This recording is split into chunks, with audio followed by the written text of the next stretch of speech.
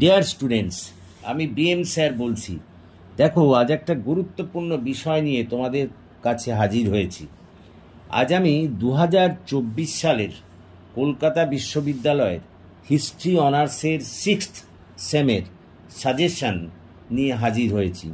আজকে সিসি 14-এর 5 নম্বর এবং 10 নম্বর মূল্যমানের প্রশ্নের সাজেশন আমি তোমাদের দেব। তোমাদের একটু বলে রাখি, এই সাজেশানটি আমি একটু বড় করেই করেছি, মানে এই প্রশ্নগুলো করলেই তোমার হয়ে যাবে, কিন্তু পরে আমি এর চেয়ে শর্ট করে দেবো। কিন্তু এই প্রশ্নগুলো করলে তোমার আর কোনো ধরনের চিন্তা থাকবে না, এখান থেকেই কমন পাবে।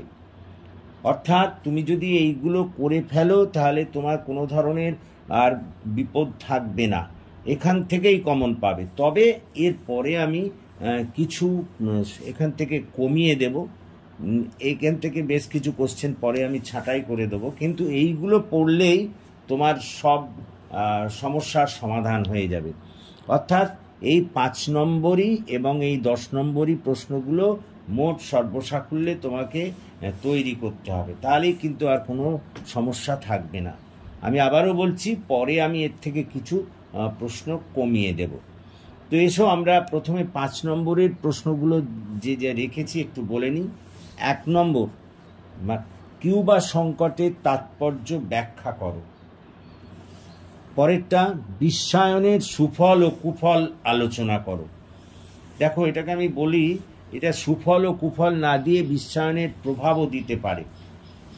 3 নম্বর, কোরিয়া যুদ্ধের প্রেক্ষাপট ও ফলাফল বর্ণনা করো।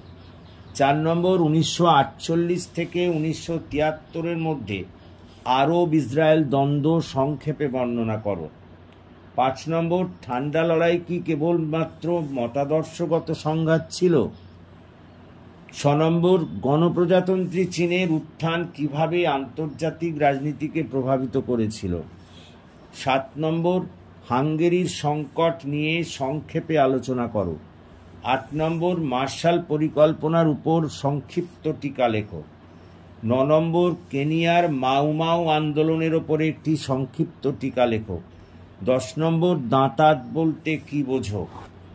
11 নম্বর, বর্ণবৈষম্যবাদ বা অ্যাপার্থেইডের উপর টিকা লেখো।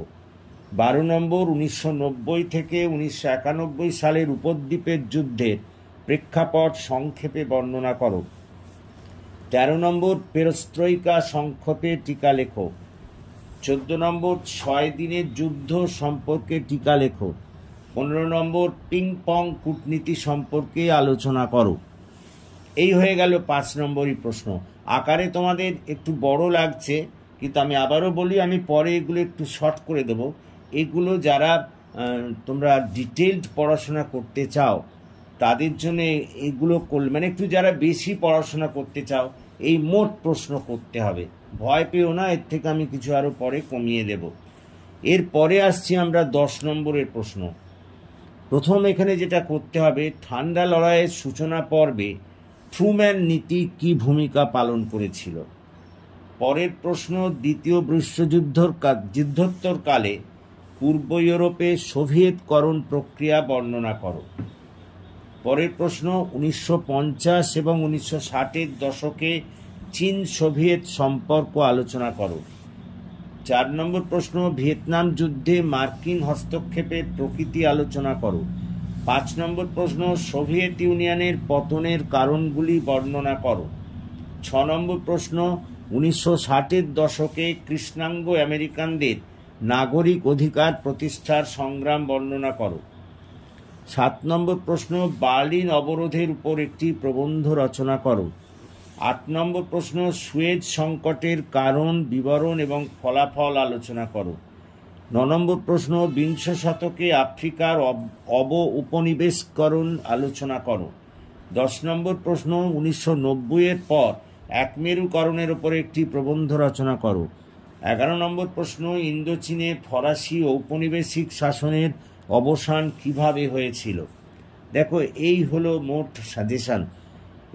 এইগুলো এখন থেকে তৈরি করতে থাকো, পরে আমি একটা শর্ট সাজেশান তৈরি করে দেব। তবে একটা তোমাদের নিশ্চয়তা দিতে পারি, এগুলো পড়লে আর কোনো ধরনের সমস্যা থাকবে না, তোমরা অবশ্যই এখান থেকে কমন পেয়ে যাবে। সো আশা করি তোমরা বুঝতে পেরেছো। যদি তোমরা বুঝতে পারো তাহলে প্লিজ বন্ধুবান্ধবদের মধ্যে ক্লাসের কথা শেয়ার করো, এবং আমার এই চ্যানেলটি এখনও যারা সাবস্ক্রাইব করনি, প্লিজ সাবস্ক্রাইব মাই চ্যানেল। আমার পাশে দাঁড়াও, আমাকে এগিয়ে আসতে সাহায্য করো, যাতে আমি তোমাদের আরও কাজে লাগতে পারি, আরও ভালোভাবে সেবা করতে পারি। So that's all for this day. Thank you for watching and listening. Please comment, share and subscribe my channel.